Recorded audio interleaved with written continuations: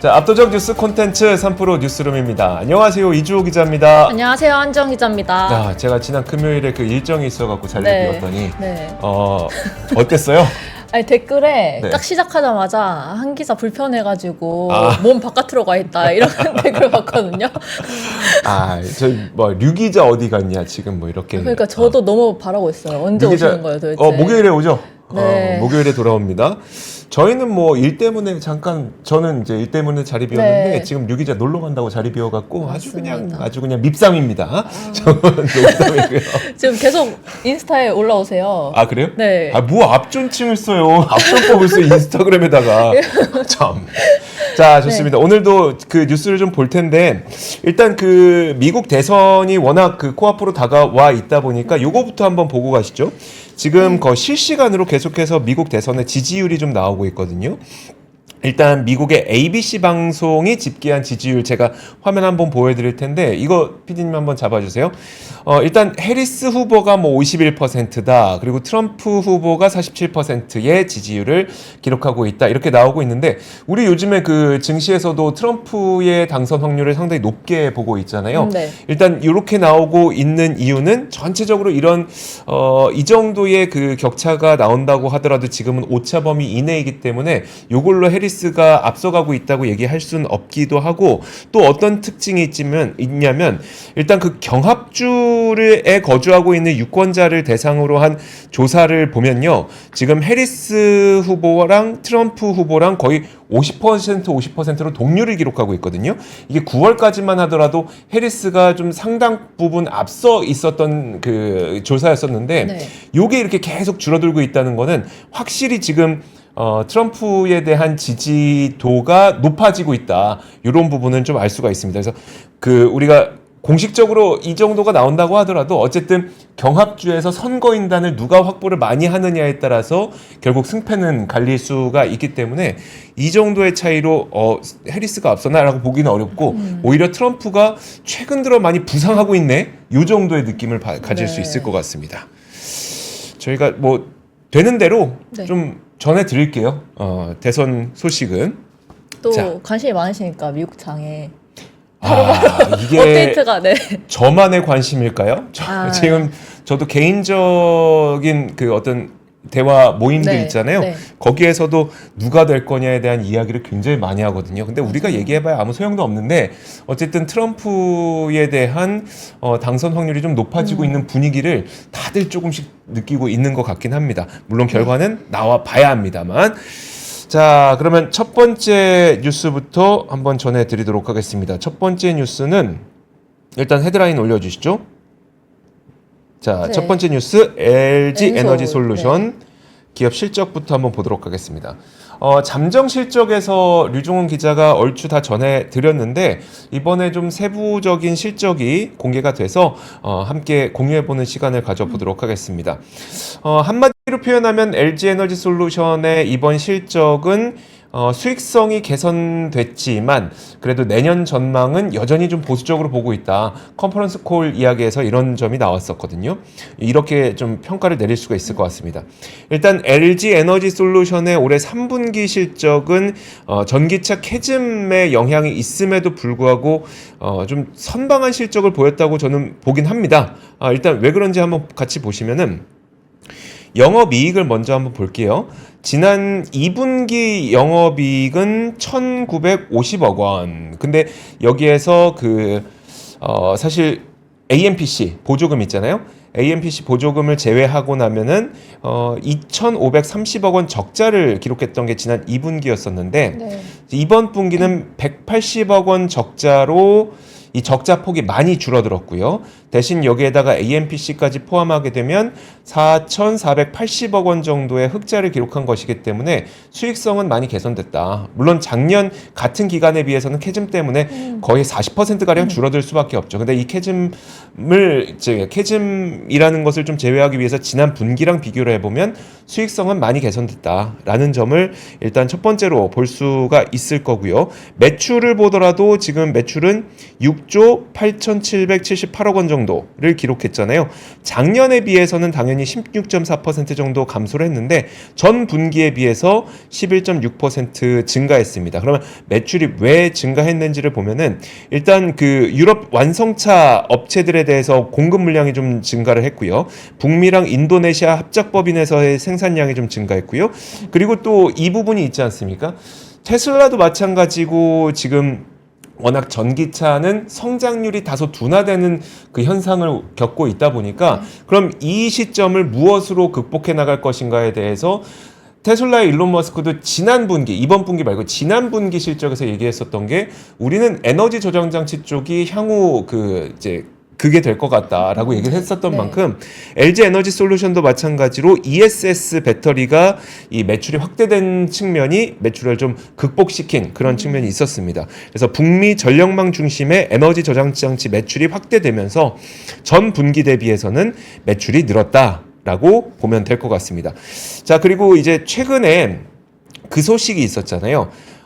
LG 에너지 솔루션이 4680 배터리 주문을 테슬라로부터 받았다. 네, 맞아요. 그래서 12월 양산에 돌입하겠다라는 뉴스가 있었는데 그 부분은 아무래도 좀 많은 기대가 되고 있는 것 같습니다. 4680 배터리는 뭐 대표적으로 사이버 트럭의 물량에 들어가는 그런 배터리로 알려져 있고 지금 그리고 최근에 있었던 테슬라의 3분기 실적 발표를 보면은 사이버 트럭이 그 일단 첫 번째로 처음으로 플러스 총 마진을 달성을 했을 뿐만 아니라 지난 3분기에 미국에서 세 번째로 많이 팔린 전기차에 등극을 했거든요. 그러면 이제 그만큼 사이버 트럭이 팔리면 팔릴수록 테슬라의 LG 엔솔 4680 배터리가 들어가게 되면 이 부분은 이제 LG 엔솔에게도 상당히 긍정적인 요소로 작용을 할 수도 있습니다. 그리고 또 한 가지가 물론 이거는 이제 12월 양산에 돌입한다고 했기 때문에 지금 당장 그 적용된다기보다는 약간 4분기 실적에 일부 적용되고 그다음에 내년 1분기 실적에 좀 본격적으로 적용되는 그런 모습이 있을 것 같고요. 또 한 가지가 최근에 그 테슬라 매장에 혹시 가보신 적 있으세요? 아니요, 저는 여기 앞에 있는데도 안 가요. 아, 그래요? 아니, 저는 그냥 종종 가는데 네. 그 가보면은 최근 들어서 이제 테슬라 매장에 영자를 항상 크게 써놓습니다. 왜죠? 0%. 그 모델 Y 물량에 대해서 네. 무이자 할부 행사를 요즘에 진행을 하고 있거든요.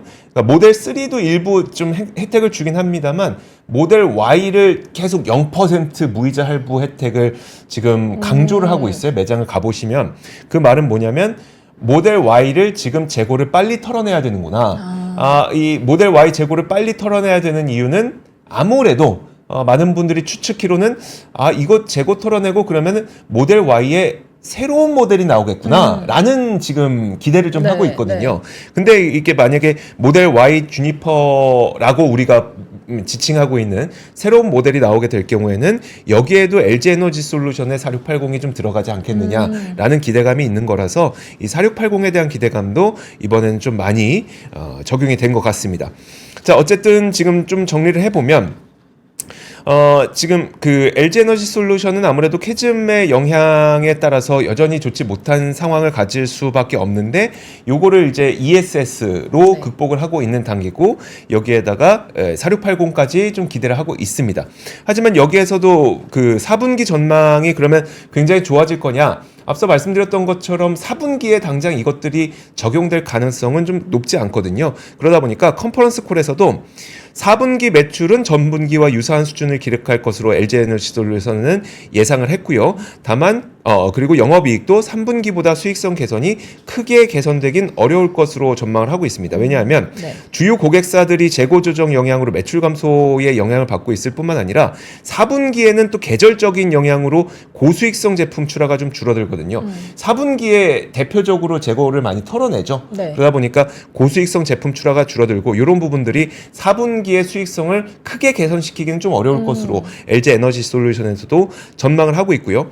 내년 전망에 대해서도 컨퍼런스 콜에서는 이렇게 전망을 했습니다. 향후 설비 투자, 캐펙스 계획에 대해서는 시장의 불확실성이 커지면서 설비 투자를 과거 수준으로 진행하기는 어렵고 필요성과 효과를 면밀히 검토해서 전략적으로 일부 필요한 부분에만 투자를 진행할 거다라고 얘기를 했습니다. 그 말은 굉장히 보수적으로 투자를 진행할 거다라고 하는 이야기입니다. 아직까지 그 전기차의 수요가 얼마나 회복될지에 대한 불확실성이 있기 때문에 요 캐펙스 투자를 그 좀 공격적으로 하기 어렵다는 이야기를 돌려서 얘기한 거라고 보면 될 것 같고요. 그래서 EV용 캐파, 그러니까 전기차용 캐파 여유분을 빠르게 ESS용으로 전환해서 대응하고 있다. 이 말은 전기차에서 캐즘이 발생하는 거 ESS로 우리가 극복하겠습니다라고 하는 거기 때문에 전반적으로 이번 실적은 수익성은 꽤 많이 개선됐습니다만 이렇게 개선된 것이 더 빠르게 다음 분기에 더 빠르게 내년에 더 공격적으로 투자가 이루어지고 이런 식의 시나리오는 아직 아니다라고 이해하시면 될 것 같습니다. 근데 산업이 진짜 전반적으로 안 좋긴 한가 봐요. 네. 다 실적 발표하는 거 보면은 공격적인 투자가 거의 없고 다 이제 보수적으로 투자하는 것 같은데. 그렇죠. 네. 네. 이어서 제가 말씀드리면 될까요? 네. 네네. 제가 이제 이것도 중국 경기에 힘입어서 이렇게 산업 뉴스를 준비했는데 네. LVMH랑 캐린 같은 글로벌 명품 회사들이 최근 3분기 실적을 발표를 했는데요. 코로나 때도 이제 잘 나가던 명품 회사들이 실적이 대부분 마이너스를 기록을 했습니다. 반면 이제 찐부자들이라고 하죠. 이제 에르메스는 나홀로 독주를 하면서 이제 명품업계 양극화가 심해지고 있는데요. 한번 표를 봐주시면은. 네. 우선 이제 에르메스를 제외한 글로벌 명품 회사들의 실적이 저조한 이유가 중국 경기 침체 때문입니다. 그래서 글로벌 명품 업계에서 중국 시장이 30%에 달할 정도로 의존도가 컸는데, 근데 중국이 이제 지갑을 닫으면서 실적 부진을 기록하고 있는 겁니다. 죄송해요. 오늘 말이 많이 꼬이네요. 괜찮습니다. 네, 네. 천천히 하겠습니다. 내용은 제대로 네네. 들리니까요. 네, 그래서 물론 이제 중국이 최근 대규모 경기 부양책을 내놓긴 했습니다. 근데 이제 다만 중국의 젊은 세대의 소비 형태가 이미 달라졌기 때문에 효과가 없을 거라는 이제 비관적인 전망도 나오고 있고요. 표를 보면은 이제 중국이 급격한 경제 성장을 하면서 명품 업계가 중국의 영향력이 커졌는데요. 네. 지난 2018년 명품 시장이 391조 원으로 커진 1등 공신도 이제 중국이었고요. 네. 이때 글로벌 명품 업계 매출의 3분의 1인 33%를 기여한 것도 중국이었고 또 지난해 24%로 줄어들긴 했습니다. 근데 이제 중국은 글로벌 매출의 한 4분의 1 정도를 차지할 정도로 영향력이 막강했는데 코로나였던 2020년에 미국 내 명품 매출이 22%나 줄어들었거든요. 네. 근데 이제 중국 매출은 2020년에 전년 대비 48%나 늘어났습니다. 근데 지금 상황은 조금 다른 모습인데요. 지난 15일 이제 LVMH가 3분기 매출이 전년 동기 대비 한 3% 하락했다고 이제 발표를 했고요. 네. 특히 이제 중국이 대부분을 차지하는 아시아 시장에서 이제 일본 시장을 좀 제외한 겁니다. 그래서 여기서 매출이 16%나 줄어들었고 2분기에도 한 14%가 빠졌는데 또다시 이제 대규모 감소가 나타난 건데요. 뭐 구찌나 발렌시아가 등을 이제 소유한 캐링도 마찬가지였고요. 뭐 제냐도 3분기에 중국 매출이 전년 동기 대비 22.8% 급감했습니다. 네. 근데 여기서 이제 명품 중에서도 명품이라고 불리는 에르메스 실적을 이제 다음 표에 보여주시면은 이게 에르메스 실적인가요? 네, 맞습니다. 네. 이게 좀 작아서 좀 자세히 보셔야 되는데 에르메스 3분기 매출액이 지난해 대비 10% 이상 증가했고요. 특히 이제 일본 매출은 23%나 뛰었습니다. 네. 확실히 엔화 약세로 인해서 이제 일본 가가지고 명품 소비하는 사람들이 굉장히 많더라고요. 그러니까 엔화가 워낙 약세다 보니까 엔화로 바꿔서 일본 그렇죠. 여행 가서 일본에서 명품 사갖고 돌아오면 굉장히 싸게 살 수 네, 있었죠. 저도 그 여름에 도쿄 갔었는데 정말 백화점에 그 명품 층에 사람들이 정말 많아요. 네. 거의 줄 서서 들어갈 정도고. 근데 이제 반면에 이제 이렇게 초고가 브랜드 에르메스에서는 클래식한 이제 디자인이랑 뭐 철저한 재고 관리를 통해서 좀 독점적인 브랜드 분위기를 강화하는 추세다 보니까 네. 아무래도 이 좀 에르메스를 찐 부자들은 더 네. 선호하는 분위기인데요. 실제로 그 하마스 수장에 부인이 네. 그 피난하는 와중에도 에르메스 백을 챙겼죠. 네, 네. 그게 기사가 나왔더라고요. 네. 네, 근데 이렇게 좀 슈퍼 리치를 타깃으로 하는 걸 보여주고요. 또 이제 초고가 브랜드에 대한 이제 기대감은 이제 주가에서도 나타나는데 에르메스 주가는 이제 연초 대비 한 9% 가까이 상승을 했고요. 네. 그리고 이제 LVMH는 한 15%, 케어링은 이제 한 3%씩 이제 하락을 했습니다. 그래서 이 루카솔라 애널리스트가 올 하반기 글로벌 경기 둔화와 중국의 구조적인 문제로 인해서 어려움을 겪을 가능성이 있는 이제 포트폴리오를 보호할 수 있는 가장 좋은 게 에르메스다. 이렇게 평가하기도 했습니다. 원래 우리가 그 경기가 불황일 때는 네. 명품이 뜬다는 이야기를 네, 굉장히 맞아요. 많이 했었어요. 네. 그래서 2020년도에 한창 이제 팬데믹 때도 그때 경기 불황이었죠. 밖에 네네. 나가서 경제 활동을 할 수가 없었으니까 그때 명품이 뜨는 걸 보고서는 와 역시 경기 불황에는 명품이구나. 근데 네. 경기 불황에 명품이 뜨는 이유는 아무리 불황이어도 부자들은 돈을 쓰기 때문에 그렇죠, 명품이 그렇죠. 뜬다는 그런 논리였었는데 사실 저는 이번에 저도 이제 루이비통 네. 그다음에 케링그룹 샤넬은 안 나옵니다. 샤넬은 저기 연간 실적만 나오기 때문에 샤넬은 확인 못 하고 뭐 또 뭐가 있었을까? 페라가모 그다음에 에르메스 제가 이 맞아요. 실적들을 다 확인을 해 봤는데 좀 이렇게 얘기하면 좀 도발적일 수도 있겠지만 네. 더 이상 루이비통, 케링, 뭐 이쪽은 네. 명품에 속하지 않는다. 어. 명품에 속하는 거는 에르메스다. 에르메스밖에 없다? 에르메스밖에 없다. 그게 왜 그러냐면 네. 지금 이 실적 보여드렸잖아요. 그 중국의 불황으로 중국에서 매출이 줄지 않은 거의 유일한 명품이 에르메스 하나예요. 루이비통도 엄청 줄었고요. 네. 그다음에 버버리 거의 20몇 % 줄었습니다. 어. 그리고 지금 캐링도 보여주셨지만 거의 20% 넘게 줄어들었고 그런 걸 보면은 야 불황에 구매를 안 하고 그 다음에 경기 좋으면 구매하고 이건 사실 명품으로 보기 좀 어렵잖아요. 그렇죠. 그러면 우리 여전히 뭐 루이비통이나 구찌나 이런 거 다 비싸고 하지만 그거는 그냥 중산층이 부자를 따라하기 위한 브랜드인가? 아. 근데 이게 또 조금 아이러니한 게 네. 제가 최근에 유튜버를 또 봤는데 네. 이게 원래 에르메스를 사면은 다시 되팔면 더 웃돈으로 팔 수 있다 이런 얘기가 나왔었잖아요. 네. 근데 이게 1,300만 원 이런 버킨백 같은 게 또 그냥 1,000만 원에 팔린대요. 그러니까 오히려 네. 웃돈이 아니고 그냥 또 가격을 낮춰서 이제 중고가에 진짜 팔리는 거죠. 네. 또 그렇기도 하고 좀 약간 아이러니한 것 같아요. 이 생태계가. 그러네요. 네. 어쨌든 이게 중국의 불황이 그 명품 브랜드 사이에서도 정말 극명한 차이점을 보여주는 네. 빈익빈 부익부를 보여주는 그런 현상이 나타났습니다. 이게 진짜 일본에서 잘 나가는 건 네. 다른 명품들도 똑같습니다. 맞아요. 캐링도 그렇고 루이비통도 그렇고 다들 야 엔화 약세라고 하니까 거기 가서 엄청나게 사셨나 살라고. 봅니다. 네, 다들 그렇게 사셨나 네. 봅니다. 자, 이렇게 명품의 이야기를 한번 들어봤고요. 자, 그리고 다음 뉴스 보도록 하겠습니다. 자, 세수결손에 대한 우려가 상당히 많은데 그 세수결손을 그렇게 어떻게 막을 거냐에 대해서 오늘 그 기재부에서 발표를 했습니다. 그런데 좀 많은 분들이 걱정하시는 게 결국은 이 세수결손을 막기 위해 외평기금을 사용하고 주택도시기금을 사용하면 실제로 그 목적에 맞는 필요성이 부각됐을 때 그 돈이 있을 수 있겠습니까? 네. 라는 좀 의구심과 우려감을 좀 나타내고 있습니다. 일단 30조 원에 이르는 세수결손이 올해 발생할 가능성이 상당히 높습니다. 그러다 보니까 여기에서 필요한 돈을 어디선가 우리 정부는 조달을 해와야 되는데 일단 정부의 입장은 국채 발행 없이 가용 재원을 최대한 활용한다는 입장이고요. 그러다 보니까 2년째 기금을 돌려막는 거냐 그리고 지방재원 삭감이 현실화되면서 외환 방파제가 약화되지 않겠느냐 이런 여러 가지 논란이 나올 가능성이 높습니다.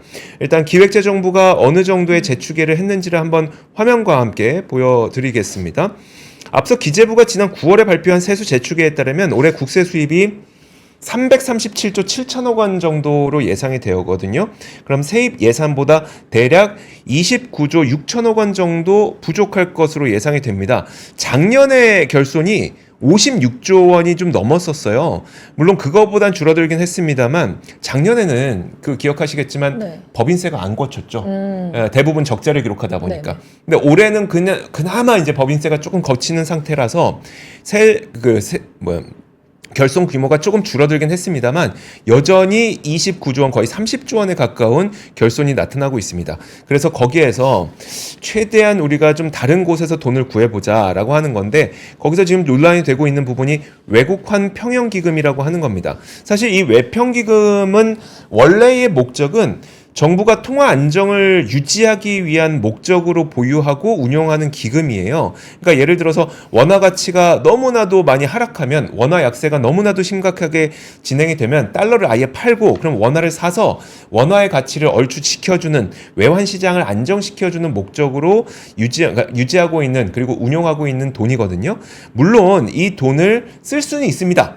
쓸 수는 있는데 지금 요즘에 안 그래도 미국 달러로만 자금이 너무나도 쏠리고 네. 있는 상황이잖아요. 물론 이게 일시적인지 아닌지는 선거 이후까지 좀 지켜봐야 알 것 같아요. 뭐 트럼프 트레이드에 의한 일시적인 원화 약세일 수도 있지만 지금 어쨌든 뭔가의 불확실성으로 인해서 야 다른 통화는 안 되겠고 미국 달러가 최고야 뭐 그리고 금이 최고야라고 네. 하면서 달러 가치 올라가고 금값 올라가고 이런 상태잖아요. 근데 한국은 우리가 그 지난주에 봤던 것처럼 GDP 성장률이 거의 0.1%에 달할 정도로 금리를 좀 내려야만 하는 그런 상황에 다다른 거죠. 네. 그럼 달러는 강세인데 우리는 금리를 내려야 하고 그럼 달러 강세에다가 우리나라 금리 내리면은 뭐 이렇게 단순하게 생각할 수는 없겠습니다만 원화 가치는 좀 약세를 기록할 가능성은 좀 높아지잖아요. 네. 그러면 이렇게 원화 가치가 약세가 심화됐을 때 과연 외평기금을 이렇게 쓰고 나서도 우리는 돈이 충분히 있습니까? 외화 안정을 위해서 이런 논란이 계속될 가능성이 높고요. 다만 그럼에도 불구하고 김희재 기재부 외화자금과장은 외환 방파제 역할이 약화될 수 있다는 이런 우려에 대해서도 외환 보유액은 4천억 달러 이상으로 세계 9위 수준이기 때문에 외환 대응 여력에는 부족함이 없는 수준이다라고 안심하라는 이야기를 하긴 했습니다. 어쨌든 이제 그럼에도 불구하고 외환 시장이 불안할 때 과연 이렇게 외평 기금을 써서 괜찮습니까? 라는 우려감과 논란은 계속 이어질 수 있고요. 또 한 가지가 주택도시기금이 2조 원에서 3조 원 정도로 투입되기로 했는데 이것도 이제 청약통장 납입금 등으로 조성된 자금입니다. 그래서 이것도 여기에 포함이 되는데 기재부 측에서도 이제 가용재원 활용 규모 그리고 대상은 세수 실적 또 각 부처의 재정사업 집행 영역에 따라서 유동적으로 집행이 될 거라고 얘기를 했습니다만 어쨌든 이것도 우리가 이제 그 서민들의 주거 안정을 위해서 모은 기금인데 요거 그냥 그렇게 막 돌려 써도 되나? 나중에 괜찮나? 막 이런 생각들을 좀 하게 될 수밖에 없어서 이렇게 돌려 쓰기를 그냥 막 이렇게 해도 됩니까? 라는 논란은 앞으로도 계속될 가능성이 높습니다. 네, 다음 뉴스 제가 바로 가면 되나요? 네. 네, 그 티빙과 웨이브 합병이 이제 예전부터 나오던 이슈인데요. 근데 이제 합병에 대해서 웨이브의 주요 주주인 지상파 3사가 모두 이제 동의를 했습니다. 근데 이제 티빙의 주요 주주인 KT만 합병안에 찬성을 하지 않으면서 이제 아직 KT가 합병안에 대한 명확한 입장을 밝히지 않고 있는데요. 표를 보면은 현재 웨이브의 최대 주주가 40.5% 지분을 보유한 SK 스퀘어고요. 지상파 3사는 각각 19.8%씩 이제 지분을 보유하고 있습니다. 근데 이들은 모두 이제 동의를 한 상황이고요. 네. 티빙도 이제 주요 주주인 KT만 빼고 이제 찬성한 상황인데요. 다만 KT는 아직 합병에 찬성 입장을 내지 않고 있는데 이에 대해서 이제 KT 관계자가 유료 방송 시장에 미치는 영향을 면밀히 살펴보고 있어서 검토하는 중이다. 이렇게 네. 말을 했습니다. 근데 사실 지금 업계에서는 이제 KT가 합병에 찬성하지 않는 이유가 자사의 그 IPTV 사업 있잖아요. 네. 그게 이제 받을 영향을 좀 우려하는 거 아니냐 이런 해석이 나오고 있고요. 그러니까 이 티빙이랑 웨이브랑 합치면은 네. 거의 국내 그러니까 넷플릭스 다음이 되는 거죠. 아 그렇죠, 그렇죠. 넷플릭스 맞습니다. 다음 쿠팡보다 많아지죠. 아, 쿠팡보다 많아요. 쿠팡보다 많아지고 넷플릭스 바로 아래가 되니까 사람들이 네. 티빙이랑 웨이브 보면서 IPTV 안 보면 어떡해요? 그럼 그렇죠, 우리 가입자 그렇죠. 떨어지는데 네, 이게 그리고- 우려된다는 걸로 네네. 시장에선 지금 평가를 하고 있는 거죠? 네, 맞습니다. 그 뒤에도 설명드릴 텐데 네. 그 구독자 수가 합치면은 넷플릭스를 넘는데요. 이제 그래서 이제 좀 이걸 추진하고 있는 건데, 네. 그래서 지금 이렇게 OTT 시장이 커지면서 뭐 KT 등의 이제 IPTV 사업이 공중파 함께 위협을 받고 있잖아요. 말씀하신 것처럼. 그래서 이제 실제 그 KT 기업 공개 자료에 따르면 올해 2분기 IPTV 가입자 수가 942만 명입니다. 네. 근데 1년 전에 비해서 한 5만 명 정도 줄어들었다고 하고요. 근데 이제 미디어 업계 관계자가 CJ그룹은 영화관 CGV 사업을 하고 SK그룹은 IPTV를 하는데 이제 OTT 산업에 성장하면 어느 정도 영향을 받음에도 그 KT가 미디어 트렌드의 변화에 이제 찬성하지 않는다. 네. 그러면서 이게 좀 까는 듯한 이런 발언을 하기도 했는데요. 그 KT가 합병안에 이제 찬성을 하면 양측 주주들은 곧바로 이제 본계약을 체결할 예정이고요. 앞서 이제 지난해 티빙과 웨이브가 각각 1,420억 원, 그다음에 790억 원의 영업 손실을 기록을 했습니다. 그래서 이제 업계에서는 합병을 통해서 이를 극복하지 않을까 이런 기대감이 좀 형성되고 있고 또 국내 콘텐츠 제작자가 글로벌 OTT 플랫폼에 종속되어 생기는 이제 IP 침해 문제 있잖아요. 네. 그런 문제도 해소할 좀 통로가 생기지 않을까 이러면서 이제 기대를 하고 있습니다. 그리고 또 말씀하셨던 것처럼 이제 합병을 하면은 넷플릭스 독점 체제에 견제할 수 있으니까 네. 좀 더 이제 기대를 하고 있고 지난해 9월 티빙과 웨이브 내 월간 활성 사용자 수가 787만 명, 427만 명이었습니다. 그래서 두 개 합치면은 한 1,214만 명 정도 되거든요. 넷플릭스가 어느 정도 되죠? 넷플릭스가 한 1,167만 명 정도. 아, 거의 비슷해지는군요. 네, 비슷한데 한 네. 그래도 좀 100만 명이나 차이가 나니까. 네, 그래서 이제 업계 관계자는 티빙과 웨이브의 합병이 우리나라에서 실질적으로 이제 글로벌화를 추진할 수 있는 OTT 사업자의 탄생 계기가 될 거다 이렇게 네. 강조하기도 했습니다. 사실 뭐 티빙이랑 웨이브 뭐 오리지널 콘텐츠도 넷플릭스 못지않게 되게 좋잖아요. 되게 그래서 재밌죠. 네, 되게 네. 재밌죠. 그래가지고 좀 이게 글로벌화 될 수 있는 좋은 기회가 되지 않을까 합니다. 네, 알겠습니다. 근데 이거 보면은 참 네. 그 저랑 권 팀장님이랑 네네. 그 CJ 이야기를 하면서 네. 야, CJ는 정말 문화 사업 측면에서 참 여러 가지 선구자적인 역할을 많이 해놓고 그렇죠. 정작 자신들이 챙겨 먹는 게 별로 없는 것 같은 되게 아. 안쓰러운 안습인 곳이 아닌가. 왜냐하면 네. 그 CJ가 그 저기 우리나라 영화 산업이 사실 어떻게 보면은 국내 영화들이 참 그 국내 영화 시장에서 뭔가 네. 하기 어려웠었잖아요. 그때 네. 이제 멀티플렉스라는 걸 해서 우리나라 영화들 많이 이제 실제 CJ가 그 뭐죠? 그러니까 제작사로 네. 배급사, 네네, 배급사. 배급사로 활동을 하면서 결국 우리나라 영화관에 우리나라 영화들을 많이 틀어 놓으면서 그럼 우리나라 영화들이 매우 발전할 수 있는 네. 기회를 주기도 했고 얼마 전에 이제 흑백요리사와 관련된 것도 우리 권순우 취재팀장이 취재하다 보니까 네. 결국 한식 요리사 그리고 셰프들 파인다이닝 이런 네. 것들도 CJ가 참 밑바닥 잘 닦아놓고 왜 성과는 다른 사람들이 지금 티빙도 네. 어떻게 보면은 넷플릭스가 전 세계에서 OTT의 흐름을 만들어갈 때 우리나라에서도 굉장히 티빙이 굉장히 그 큰 역할을 했는데 정작 잘 된 건 뭔가 아니 그리고 심지어 최근에는 그 스포츠도 네. CGV에서 틀어주신 거 아세요? 네? CGV에서 스포츠 그 야구 중계를 볼 수가 있어요. 아 그래요? 네, 그래서 막 저도 저번 주에 응원 갔다 왔거든요. CGV, 네. 여기 여의도 아, CGV에서 네. 이렇게 또 뭐 여러 가지 좀 넓혀가지고 사업을 하기도 하는데 네. 좀 안타깝긴 하네요. 그러니까 네. 그것도 있었잖아요. 그러니까 우리 그 얘기도 했었는데 네.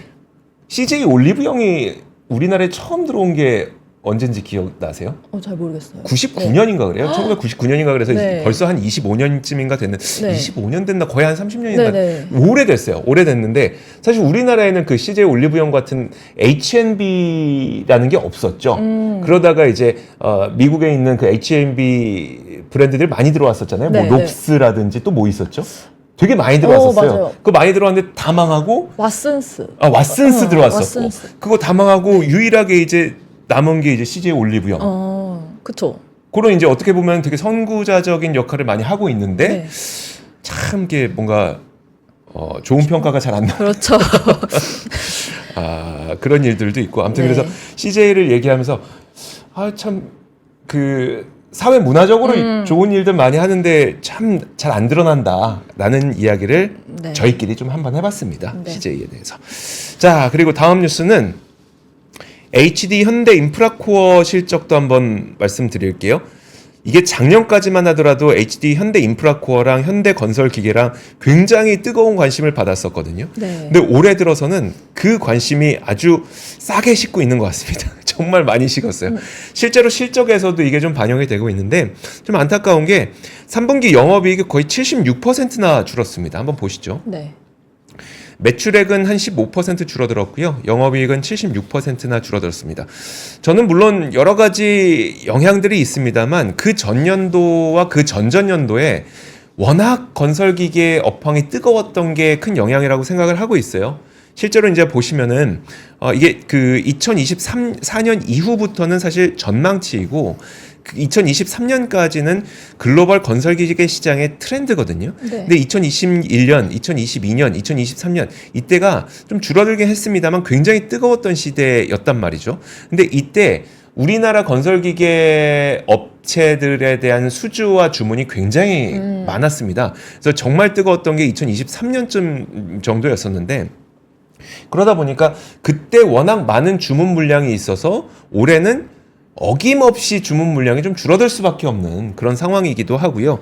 그리고 그 아직은 두산바켓의 실적이 발표가 되지 않았는데 지금 미국의 건설기계 시장이 사실 약간 좀 약세를 보이고 있습니다. 그래서 지난 2분기에 두산바켓 실적도 약간 역성장한 측면이 분명히 있었거든요. 네. 이런 것들이 동시에 좀 작용을 하게 되면서 현대 인프라코어도 마찬가지로 실적이 다소 부진한 그런 현상을 보였습니다. 그래서 지역별로 보더라도 신흥 시장 좀 줄어들었고요. 북미 유럽 시장 크게 줄어들었고요. 다만 중국 시장만 다소 크게 올라가는 그런 모습을 보였는데 결국은 제가 지난 시간에 네. 건설기계 말씀드리면서 네. 지금 아직은 신흥 시장이나 뭐 아니면 그 신흥 시장에는 이제 우크라이나 이런 것들도 포함되잖아요. 요거는 아직 기대하기 좀 어렵고 우리가 기대할 수 있는 거는 인도라든지 브라질이라든지 브라질과 같은 중남미 지역은 광산 투자가 굉장히 가열차게 일어나고 있기 때문에 그쪽하고 인도는 워낙 노후 인프라 지금 교체하려고 하고 있고 지금 그 인도 시장에 모든 공장들이 막 들어가려고 득달같이 달려들고 네. 있잖아요. 그러면 거기에서의 건설 수요들 이런 것들이 굉장히 강력하게 일어날 것이기 때문에 다른 것보다도 그 부분이 좀 관심을 가져보는 게 좋겠다라고 말씀드렸던 것처럼 그런 게 이 인프라코어에서도 마찬가지로 똑같은 관전 포인트라고 보시면 될 것 같습니다. 그리고 이제 앞으로 어떻게 될지에 대해서는 네. 일단 미국 대선 이후에 인프라 투자가 계속 확대될 것인지를 좀 봐야 됩니다. 지금 트럼프의 당선 기대감을 가지는 분들은 대부분 야, 인프라 투자 좀 많이 하고 건설기계 좀 투자 많이 하고 하지 않을까라는 그 기대감을 갖고 있기 때문에 미국 대선 이후에 이런 선진 시장에서 회복이 일어나는지를 볼 필요가 있습니다. 다 대선 이후네요. 그 안 그래도 그 얘기를 네. 좀 많이 했어요. 네. 요즘에 뭔가 눈에 뚜렷하게 야, 이거 정말 잘 된다라는 거가 잘 눈에 안 띄는데 네. 그 산업계에서도 그러면 대선을 좀 기다리고 있는 것 아닐까? 그러니까 대선 이후에 정책이 어떻게 펼쳐질지 모르니 네. 일단 대선 결과 보고 나서 우리도 어떤 산업에 대한 투자 전략 그러면 그 다음에 투자 계획 이런 걸 발표하는 게 아닐까라는 이야기를 좀 하고 있습니다. 그래서 진짜 요즘에 좀 뭔가 눈에 띄는 거 없는데 결국 대선 이후가 되면은 굉장히 많은 뉴스들이 좀 나오게 될 것 같아요. 네. 네, 다음 소식은요. 제가 준비했는데요. 그 전국 법인 택시 기사 중에 소정 근로 시간을 주 40시간 이상으로 정하고 일하는 기사가 9%밖에 안 되는 걸로 나타났는데요. 그 소정 근로 시간이라는 거 혹시 아시나요? 소정 근로 시간 최소 네. 일해야 되는 시간 아닙니까? 네, 맞습니다. 그 근로자가 회사와 합의해서 이제 일하도록 정한 시간을 의미하는데요. 우선 이제 택시 월급제랑 기존에 실행하고 있는 산학금 제도를 제가 조금 설명드리겠습니다. 그래서 표를 보여주시면은 그 앞에 표인데요. 네. 그 택시 종사자가 소정 근로 시간인 주 40시간 이상 일을 하면 200만 원 이상의 월급을 이제 고정급으로 받는 거고요. 그게 이제 월급제이고, 네. 그다음에 안정적인 수입을 보장하기 위해서 이게 2019년도 8월에 법이 개정되면서 2021년에 서울에 우선적으로 시행이 됐습니다. 네. 그래서 지역 법인 택시의 경우에는 올해 8월 20일부터 전국에 시행키로 했는데요.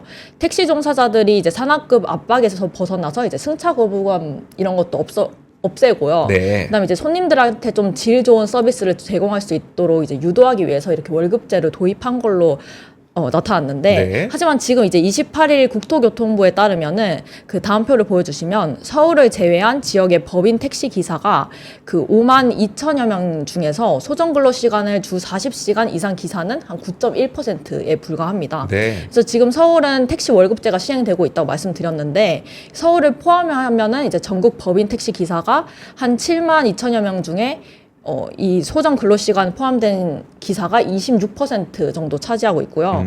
반면 이제 40시간 미만의 기사는 한 64.1%. 네.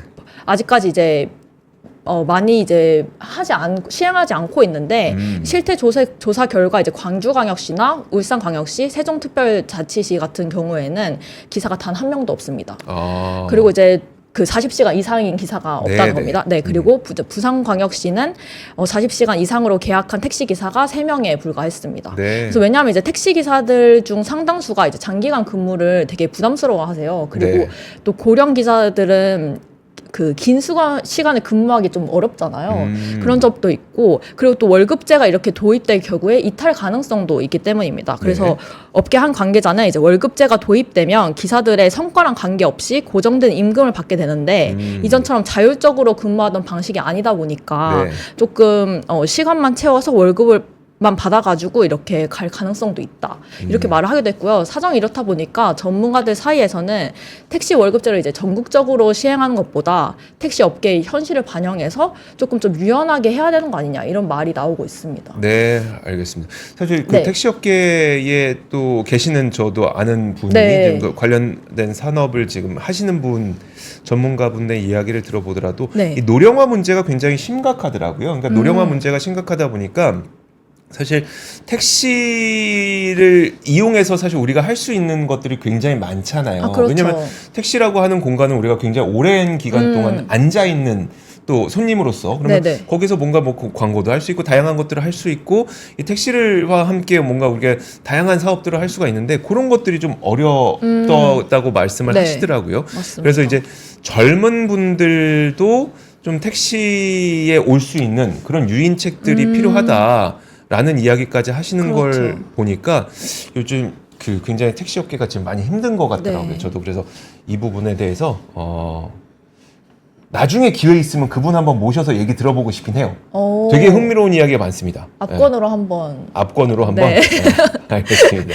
네. 한번 해보도록 하겠습니다. 네. 근데 그 우리 택시 기사님들의 일터를 이제 네. 방해하거나 그러면 안 되는 거니까 네네. 그런 부분들도 좀 민감하게 보고 있어서 그렇죠. 네, 한번 나중에 압권 시간에 한번 살펴보도록 하겠습니다. 자, 네. 그러면 오늘 이야기는 여기까지 하도록 하겠고요. 3프로 뉴스룸이었고 저희는 내일 오도록 하겠습니다. 함께해 주신 여러분 고맙습니다. 감사합니다. 삶의 격을 높이는 9가지 지혜를 함께 나눕니다. 위즈덤 칼리지 시즌 2 영상 아래 링크를 클릭하시면 자세한 내용을 확인하실 수 있습니다.